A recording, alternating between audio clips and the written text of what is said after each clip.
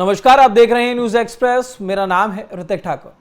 CJP का protest सुबह से लगातार चल रहा है। हमने आप तक तमाम अपडेट्स पहुंचाई, लेकिन अब ऐसे में क्योंकि प्रोटेस्ट में जिस तरीके के नारे लगे या फिर प्रोटेस्ट को लेकर के कई बार ऐसा हुआ, पुलिस कोशिश कर रही थी, सुरक्षा बल कोशिश कर रहा था कि बल का प्रयोग ना करना पड़े। लोगों को समझाने की कोशिश की गई, समझाइश देने की कोशिश की गई, लेकिन कई जगहों पर आंसू गैस के जो गोले हैं वो दागने पड़े। कई जगह पर बल का प्रयोग करना पड़ा।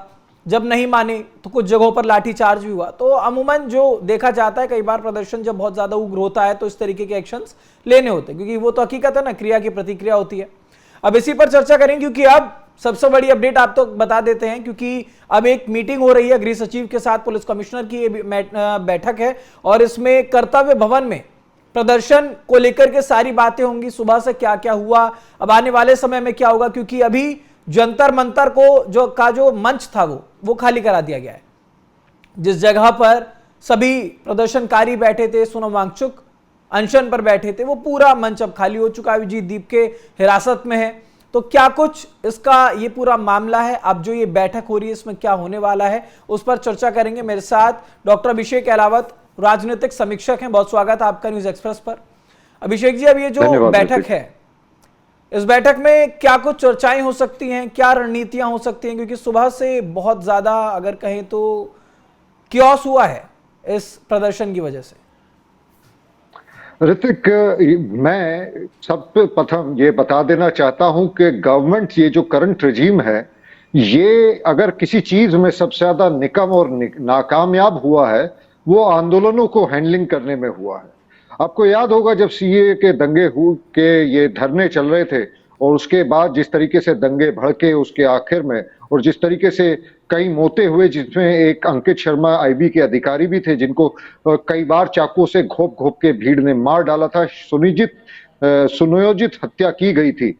इस तरीके से सरकार हैंडल नहीं कर पाई। फिर के सो कॉल्ड किसान आंदोलन हुआ। उस किसान आंदोलन के बाद जिस तरीके से पुलिस वालों के साथ इन सो कॉल्ड आंदोलनकारियों ने बर्बरता की, लाल किले की तस्वीरें आज भी मुझे याद है कि पुलिस वालों को दीवारों से कूद कूद कर अपनी जान बचानी पड़ी थी। आज भी कहीं ना कहीं ये दिख रहा है कि ये सरकार इन लोगों को, इस तरीके के प्रदर्शनकारियों को संभालने में कहीं इसमें क्षमता की कमी है। मैं याद दिलाना चाहता हूं, माननीय सोनिया गांधी जी ने किस तरीके से हैंडल किया करती थी। रामदेव जी जब एंटी करप्शन के लिए आंदोलन कर रहे थे तो उन्होंने रात के 1 बजे पुलिस भेजी, आंसू गैस के गोले फेंके गए, बिजली काट दी गई, लाठी चार्ज किया गया। रामदेव जी अपनी जान बचाने के लिए वहां से स्वयं भागे, पुलिस ने नहीं, स्वयं भागे, सूट सलवार पहन के भागे। मैं याद दिलाना चाहता हूं माननीय मनमोहन सिंह, ये मुलायम सिंह यादव जी को, समाजवादी पार्टी के सुप्रीमो, किस तरीके से शानदार तरीके से उन्होंने, जब कार सेवक उनके जमाने में उनकी मुख्यमंत्री जब थे और वो कार सेवा करने अयोध्या पहुंचे, कितने शानदार तरीके से उन्होंने पुलिस वालों को खुला हाथ दिया और गोली चलाने का उन्हें आजादी दी, और देखिए किस तरीके से स्थिति को कंट्रोल कर लिया।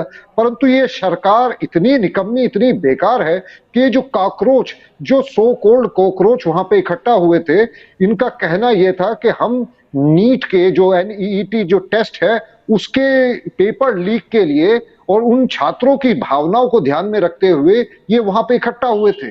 उस मंच से सिवाय छात्रों की बात के, सिवाय उन नीट अभ्यर्थियों के विषय में, हर विषय में बात हुई। वहां पे ये बात हुई कि मेरा लिंग मेरा हक, वहां पे एलजीबीटीक्यू बचाए गए, वहां पे ये जो है ये केवल नाम रहेगा अल्लाह का, सब बुत तोड़े जाएंगे, अल्लाह का नाम वहां पे रखा गया, वो बहुत अच्छे से वहां चला गया। लेकिन राम का नाम रखने में शायद दिक्कत हो रही थी वहां।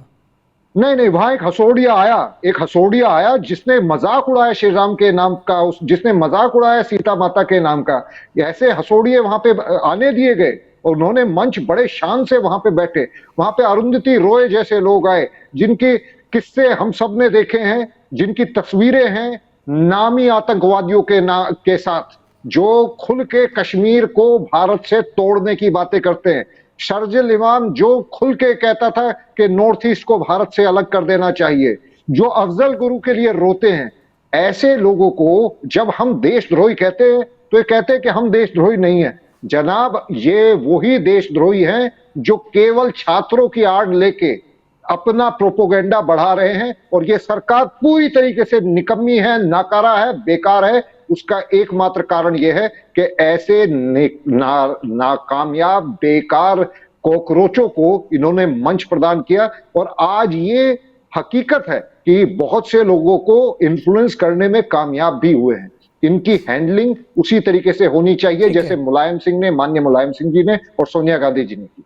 ठीक है, तो अभिषेक जी एक बात और आपसे समझना चाह रहा हूँ कि अब जैसे जो मीटिंग हो रही है उसमें गृह सचिव के साथ अब पुलिस कमिश्नर की बैठक है, लेकिन पुलिस कमिश्नर की अगर हम बात करें, अभी बीते दिनों ही तबादला हुआ, नए पुलिस कमिश्नर की नियुक्ति होती है और उसके बाद लगातार ताबड़तोड़ ये एक्शन हुआ है। जब कहा जा रहा था कि दिल्ली के पुलिस कमिश्नर का ये दिल्ली में पदभार ग्रहण करने के बाद सबसे बड़ा एक्शन है और उसके बाद आज ये सारी चीजें जो 20 तारीख को हुई है, तो क्या लगता है इन पर क्या चर्चा होगी? देखिए, चर्चा तो यही हो रही होगी कि कितने प्यार से इन्हें हैंडल किया जाए, कितने प्यार से इन्हें यहां से बचा, इन्हें जो सो कॉल्ड प्रदर्शनकारी हैं, इन लोगों को बड़े प्यार से गुलदस्ते देके किस तरीके से इनको यहां से बाहर किया जाए, इनको समझाया जाए, बुझाया जाए। देखिए, ये अप्रोच जो गवर्नमेंट की रही है इन एंटी सोशल, एंटी नेशनल तत्वों के प्रति, ये कभी भी कामयाब गवर्नमेंट नहीं होगी। ये अपने स्पेस कहीं ना कहीं देश की जनता के बीच में स्लोली एंड स्टडीली बना रहे हैं। इनका सीधा सीधा लक्ष्य छात्रों के लिए कुछ नहीं है इनके मन में। इनका लक्ष्य था वो स्थिति क्रिएट करना जो नेपाल में हुई। इनका लक्ष्य था वो स्थिति क्रिएट करना। यही जो चैलेंज है बहुत ज्यादा है अभी। अब शायद आज जो ये बैठक हो रही होगी इसमें इन बातों पर चर्चा होगी कि कोई वहां पर व्यक्ति पहुंचता है, उसकी वीडियो वायरल होती है कि हम इसे नेपाल बना देंगे, हम संसद उखाड़ फेंकेंगे। तो ये कितना चैलेंजिंग आज, क्योंकि प्रशासन के ऊपर बहुत ज्यादा लोड था कि किसी भी तरीके से किसी की भी जान ना जाए। कई बार होता है क्योंकि लगभग बताया जा रहा 12,000 से 15,000 तक के जो लोग हैं उनका एक हुजूम इकट्ठा हुआ था। अब ये सभी संसद तक मार्च करके आ भी गए। अगर वहां पर कुछ भी होता तो वो भी एक प्रशासन के ऊपर लांछन लगता। ये तक बताया गया कि किसी की भी कमर पर पिस्तौल नहीं रखी थी। तो किस तरीके से आप इस कार्रवाई को देख रहे हैं? क्योंकि एक तरफ खदेड़ा भी गया तो हाथ में लाठी थी, लेकिन यह जरूर ध्यान रखा गया कि कोई भी गलती से भी ऐसा मोमेंट ना क्रिएट हो कि फायरिंग करनी पड़े या कुछ भी। तो किसी की कमर पर बंदूक तक नहीं थी। देखिए, ये सरकार की नीति रही है। मैंने पहले ही बताया है, सरकार प्रदर्शनकारियों के साथ किसी भी प्रकार की सख्ती करने के कहीं से कहीं तक भी इच्छुक नजर नहीं आती। मोदी जी को गालियां दी गई, मारने की धमकी दी गई, अमित शाह को गालियां दी गई, उनको मारने की धमकी दी गई, योगी जी को, योगी आदित्यनाथ का तो वहां कोई लेना देना नहीं था। उन सब के खिलाफ पता नहीं क्या क्या कहा गया। परंतु ये सरकार इस देश की ऐसी शायद अभूतपूर्व सरकार है जिसने धरने प्रदर्शन के साथ इस तरीके का बिहेव नहीं किया। एक और बात ऋतिक मैं जोड़ना चाहता हूं, ये केवल कॉकरोच नहीं है। समाजवादी पार्टी के सांसद, विधायक अपने समर्थकों के साथ वहां पे पहुंचे हुए हैं। आम आदमी पार्टी के जो नेता लोग हैं वो अपने समर्थकों के साथ वहां पे पहुंचे हुए हैं। इसको, ये जो 10-12 हजार लोग आप देख रहे हैं, ये वो लोग नहीं है जो इस पूरे धरने प्रदर्शन में वहां पे बैठे हुए थे। वहां पे तो वही लोग आते थे जो या तो कुछ सस्ती प्रसिद्धि के लालच में थे कि वहां पे बैठ के कुछ सस्ती प्रसिद्धि मिल जाएगी, या फिर वहां पे जो फ्री का राशन बंट रहा था उसके चक्कर में वहां पे लोग आ रहे थे। ये जो आज आप भीड़ देख रहे हैं, ये अपने अपने इलाकों से, आसपास के, दिल्ली के आसपास के जो सांसद, विधायक हैं समाजवादी पार्टी के, आम आदमी पार्टी के, ये अपने कार्यकर्ताओं को लेके वहां पे पहुंचे हुए हैं और इनका उद्देश्य केवल और केवल भारत की छवि खराब करना, इस सरकार की छवि खराब करना। सरकार नहीं चाहती कि वो जनता पे किसी भी प्रकार का बल प्रयोग करे। बहुत हल्के बल से के प्रयोग से वो इस मामले को निपटाना चाहती है, परंतु ये सही प्रेसिडेंट नहीं है। सरकार का एक थोड़ा सा खौफ भी होना चाहिए आदमी को। पब्लिक प्रॉपर्टी को डैमेज करने का क्या अधिकार है इनको? वंदे भारत एक्सप्रेस के शीशे तोड़े जा रहे हैं। क्या इस देश के इन काकरोचों को अगर नौकरी मिल भी जाए? इतनी नरमी बरती जा रही है अभिषेक जी, इतनी नरमी बरती जा रही, जैसा कि आप खुद बता रहे हैं कि कभी भी उस तरीके से एक्शन हुआ नहीं इन प्रदर्शनकारियों के ऊपर। क्योंकि हमने भी कई प्रोटेस्ट देखे, चाहे वो बिहार में बीपीएससी का प्रोटेस्ट, यूपी का चाहे वो बिहार में बीपीएससी का प्रोटेस्ट हो, चाहे वो यूपी में यूपीपीएससी का प्रोटेस्ट हो, हर जगह पर हमने भी देखा है कई बार जरूरत पड़ने पर पानी की बौछार करनी पड़े, लेकिन उस तरीके का एक्शन नहीं हुआ। बावजूद ये कहा जाता है कि ये सरकार प्रदर्शनकारियों को परेशान करती है, राइट टू प्रोटेस्ट जो रहता है लोगों के पास, उन्हें प्रोटेस्ट नहीं करने देती, लोगों की आवाज को जो है वो दबाने की कोशिश करती। देखिए, ये सरकार अपनी इमेज को लेके ऐसा लगता है मुझे कहीं ज्यादा चिंतित है। इससे पहले की सरकारों को कभी हमने इतनी ज्यादा चिंता करते हुए नहीं देखा, चाहे वो कांग्रेस की सरकार केंद्र में रही हो या फिर राज्यों में। हमने देखा अखिलेश यादव जी ने किस तरीके से, या माननीय मुलायम सिंह जी ने, या मायावती जी ने किस तरीके से प्रदर्शनकारियों के साथ बिहेव किया। ये जो आज टिकैत साहब है, राकेश टिकैत साहब, वो भी वहां पे पहुंचे हुए हैं अपने समर्थकों के साथ। इनके पिताजी का सिर फुड़वा दिया गया था मायावती जी के द्वारा उनके शासनकाल में। केवल गन्ने के मूल्य के ऊपर उन्होंने छोटा सा धरना दिया था और कुछ शब्द मायावती जी के खिलाफ उन्होंने कह दिए थे तो पूरे के पूरे गांव पे पीएससी भेज के लगा दी थी।